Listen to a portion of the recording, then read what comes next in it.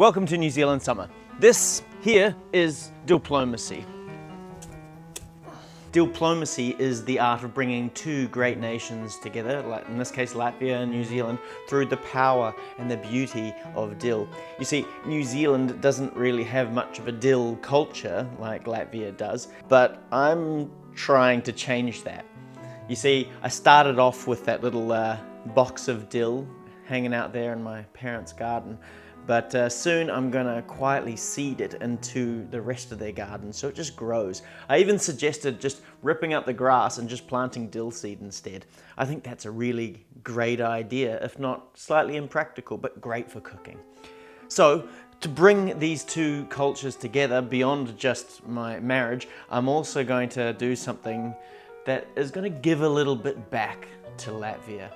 I'm going to try and expose Latvia to the beauty and the glory of the world's best pie, the New Zealand pie. So we're going to have a Latvian style filling in a New Zealand format, and then hopefully this takes off. I can't imagine a better union.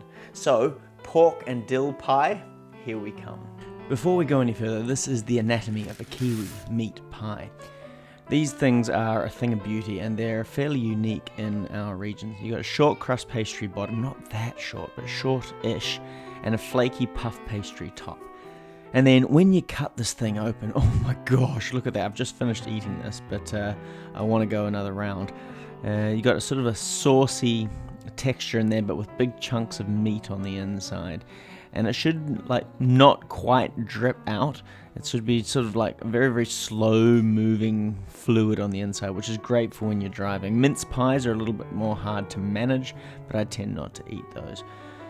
And then basically it should all just sort of stay together in some way, shape or form when you bite into it.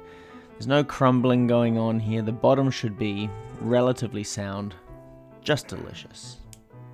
Now I happen to think that food is probably the best form of international relations that one can get. And I actually think that it got me a certain way into my marriage, if I'm perfectly honest.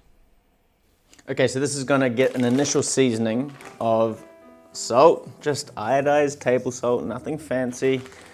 Just a couple of pinches of that, and some white pepper. I use white pepper as well as a little bit of black pepper, but white pepper really gives a sort of like earthy, slightly sweeter but slightly hotter peppery taste, which I really like. It's certain depth to it. Then we just get a lot of onions, which I still can't handle. It never gets any better. And then a whole bowl of garlic, which really sort of brings the whole thing to life. Carrots add a level of sweetness to the dish that really suit the pork. And then I actually fry the pork skin in with the stew entirely, because it's sort of fat is an integral part of a good Kiwi meat pie. Now we'll soften the onions and start get everything stewing, but in the background I'd actually made a stock out of all the offcuts of the vegetables. So that's just boiled offcuts in water, and then eventually just pour them back in and stew it down with caraway seeds, which gives us sort of a depth that is fantastic. Okay, so we're at this stage where it's fairly reduced. So we're gonna add a touch of cream to it. Maybe that's like 50 mils. And then we're gonna put in a slurry of flour and water just to thicken it up. And then we'll let it cool down, and then at the final part of the process, we'll add the dill. So the short crust pastry on the bottom. It's very, very important to make sure that this isn't too short. Overworking it probably is actually encouraged, I would say, because you're trying to actually get the dough so it doesn't crumble too much. You want the sort of the gluten to sort of hold everything together. After all, this needs to have some version of structural integrity. If it ends up too much like a tart, it'll crumble and then you'll have pie filling all over. I added some ice in there to make sure it doesn't get too warm so I don't overwork it, but you know, it turned out good. It's not going to be as good as the pie pastry from the pie shop, but these also are very important. They're pie dishes. You've got to find yourself a nice, thick, heavy pie dish that'll help cook that bottom part of the pastry all the way through and actually mitigate the need for blind baking.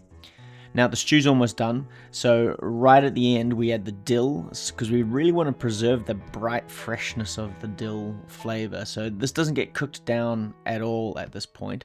We're just right at the end, it gets worked into the mixture, and then everything's fine. Fresh, bright dill flavor that sits really well with the pork and just tastes like latvia, as I've had a review for this pie already. Now, pastry gets rolled out to be pretty thin, about 2 to 3 millimeters thick. Then you trim off the edges, and then I added a little bit more dill right at the end there, just to sort of get those dill tips nice and fresh and bright and vibrant. And then you just load them into the casings. You're going to fill it up reasonably high with like a decent amount of sauce, and then eventually you just take the puff pastry, which for me was just store-bought, because we buy it in sheets here in New Zealand. It's like pre-rolled. It's pretty perfect. I think they know their market pretty well. And then you just press out the corners and then trim off the edges, and yeah, give it an egg wash.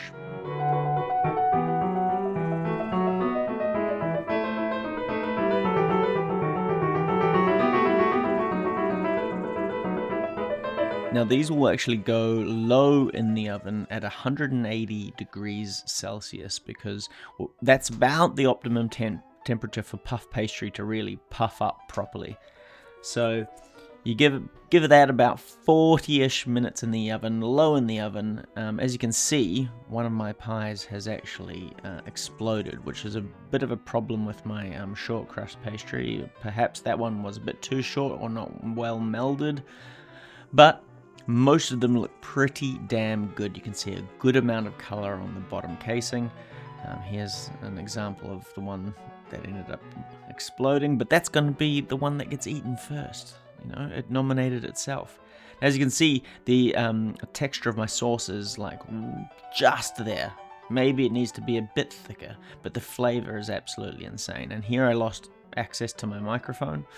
Didn't work properly, but the flavor, as was described by my friend Edgar's, was tasted like latvia, which is exactly what I wanted, but in a New Zealand pie format, and I can't think of a more beautiful way to do international relations.